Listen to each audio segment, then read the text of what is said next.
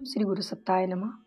जो जीव पैदा हुआ है उसका मरना भी निश्चित है, पर क्या मरने की भी तैयारी की जा सकती है?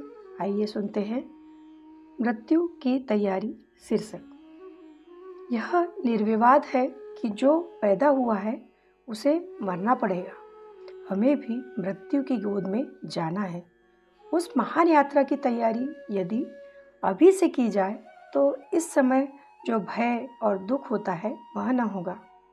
मृत्यु के अभी बहुत दिन है, या तब की बात तब देखी जाएगी, ऐसा सोचकर उस महत्वपूर्ण समस्या को आगे के लिए टालते जाना अंत में बड़ा दुखदायक होता है।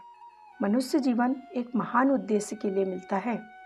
लाखों करोड़ों योनियां पार करके बड़े समय और श्रम के बाद हमने उसे पाया है। ऐसे अमूल्य रत्न का सदुपयोग न करके यूं ही व्यर्थ गवा देना, भला इससे बढ़कर और क्या मूर्खता हो सकती है। जीवन का महान उद्देश्य है कि हम ईश्वर का साक्षात्कार करें, परम पद को पाए। कितने हैं जो इस ओर ध्यान देते हैं? किसी ओर रचना से छुटकारा नहीं, कोई इंद्रिय भोगों में मस्त है, कोई अहंकार में इठा जा रहा है, तो कोई भ्रमजाल में मस्त है। इन विडंबनाओं को सुलझाते सुलझाते यह स्वर्ण अवसर बड़ी तीव्र गति से व्यतीत होता जा रहा है, किंतु हमारा भूसी फटकने का कार्यक्रम उसी गति से चलता जाता है। मृत्यु सिर के ऊपर नाच रही है, पल का भरोसा नहीं, न जाने किस घड़ी गला दबा दे। आज क्या क्या मंसूबे बांध रहे हैं, हो सकता है कि कल यह सब धरे के धरे रह जाए और हमारा डेरा किसी दूसरे देश में जा गड़े। ऐसी विषम वेला में अचेत रहना बड़े दुर्भाग्य की बात है। पाठकों, अब तक भूले पर अब मत भूलो। आंखें खोलो, सचेत हो। जीवन क्या है, हम क्या है, संसार क्या है, हमारा उद्देश्य क्या है, इन प्रश्नों को उतनी ही महत्वपूर्ण समझो जितनी कि रोटी को समझते हो। निरंतर इन प्रश्नों पर विचार करने से आप उस मार्ग पर चल पड़ेंगे जिसे मृत्यु की तैयारी कहते हैं। जो काम कल करना है उसका बंधन आज से सोचना होगा। आपकी मृत्यु का समय निर्धारित नहीं है, इसीलिए उसकी तैयारी आज से इसी क्षण से आरंभ करनी चाहिए। अनासक्ति कर्मयोग के तत्वज्ञान को समझकर हृदयगम कर लेना मृत्यु की सबसे उत्तम तैयारी है। माया के बंधन हमें इसलिए बांध देते हैं कि हम उनमें लिपट जाते हैं, तन्मय हो जाते हैं। आप नित्य मैं क्या हूँ पुस्तक में बताए हुए साधनों की क्रिया कीजिए और मन में यह धारणा दृढ़ करके प्रतिक्षण प्रयत्न करते रहिए कि मैं अविनाशी निर्विकार सच्चिदानंद आत्मा हूँ। संसार एक क्रीड़ा क्षेत्र है, मेरी संपत्ति नहीं। यह विश्वास जितने जितने सुदृढ़ होते जाते हैं, मनुष्य के ज्ञान नेत्र उतने ही खुलते जाते हैं। स्त्री पुत्र कुटुंब परिवार का बड़े प्रेम पूर्वक पालन कीजिए। उन्हें अपनी संपत्ति नहीं, पूजा का आधार बनाइए। संपत्ति उपार्जन कीजिए, पर किसी सदुद्देश्य उद्देश्य से न, किसी शहद की मक्खी की तरह कष्ट सहने के लिए। सब काम उसी प्रकार कीजिए जैसे संसारी लोग करते हैं, पर अपना दृष्टिकोण दूसरा रखिए। गिरह बांध लीजिए, बार बार हृदयगम कर लीजिए कि संसार की वस्तुएं आपकी वस्तु नहीं है, दूसरी आत्माएं आपकी गुलाम नहीं है। या तो सब कुछ आपका है या कुछ भी आपका नहीं। या तो मैं कहिए या तू कहिए, तेरा मेरा दोनों एक साथ नहीं रह सकते। बस माया की सारी गांठ इतनी ही है, योग का सारा ज्ञान इसी गांठ को सुलझाने के लिए है। पाप होता है, आप अपनी महानता को विस्तृत कीजिए, दूसरों को अपना ही समझिए, पराया कोई नहीं, सब अपने ही है। यह अपनापन ऊंचे दर्जे का होना चाहिए, जैसा माता का अबोध पुत्र के प्रति होता है, वैसा नहीं जैसा चोर का दूसरों की तिजोरी पर होता है।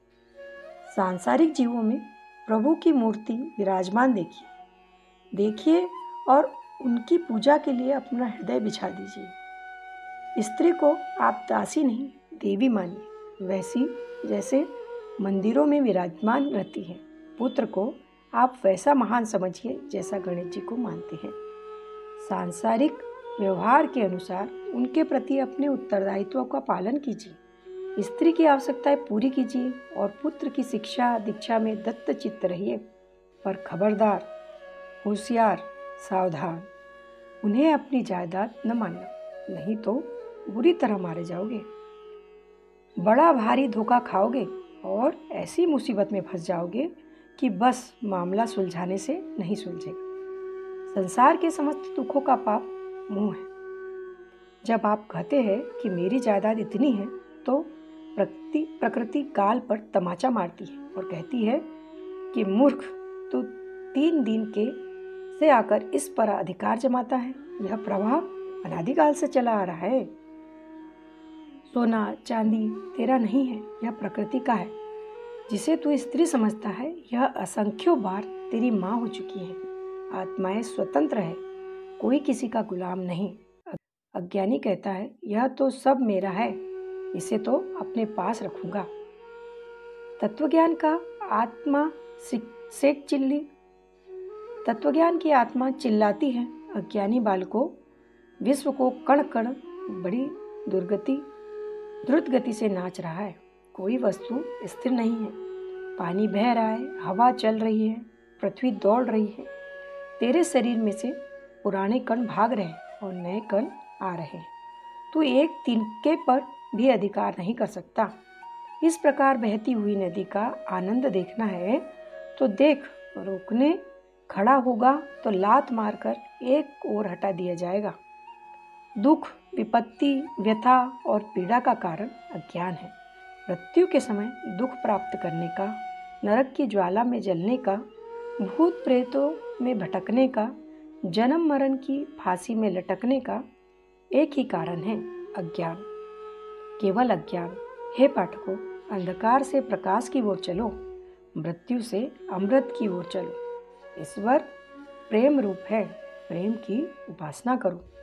स्वर्ग पैसे से नहीं खरीदा जा सकता, खुशामद से मुक्ति नहीं मिल सकती। मजहबी कर्मकांड आत्मा का कल्याण नहीं कर सकते। दूसरों की ओर मत ताकी कि कोई हमें पार कर देगा, क्योंकि वास्तव में किसी भी दूसरे में ऐसी शक्ति नहीं है। उद्धरेत आत्मानात्मनम, आत्मा का आत्मा से ही उद्धार कीजिए। अपना कल्याण आप करिए। अपने हृदय को विशाल, उदार, उच्च और महान बना दीजिए। अहम भाव का प्रसार करके सबको आत्मदृष्टि से देखिए।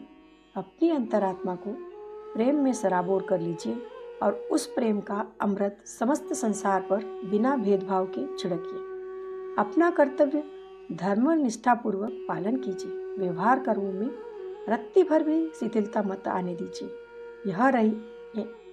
रहिए कमल पत्रवत। राजा जनक की तरह कर्मयोगी बनिए।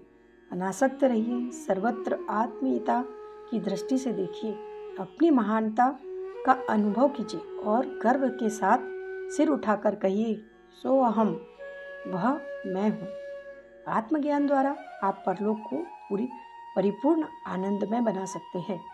मृत्यु फिर आपको दुख न देगी, वरन एक खेल प्रतीत होगी। आप ऊंचे उठेंगे और महान उद्देश्य को प्राप्त कर लेंगे। मृत्यु की तैयारी के लिए आज से ही आत्मा के विशुद्ध स्वरूप का चिंतन आरंभ कर दीजिए। अपनी महानता का ज्ञान होते ही माया मोह के सारे बंधन टूटकर गिर पड़ेंगे और आनंददायक दृष्टि प्राप्त हो जाएगी। अपने तुच्छ और स्वार्थपूर्ण विचारों को त्याग कर अपनी महान आत्मा के दरवाजे पर सिंहनाद कीजिए। सो अहम, वह मैं हूँ।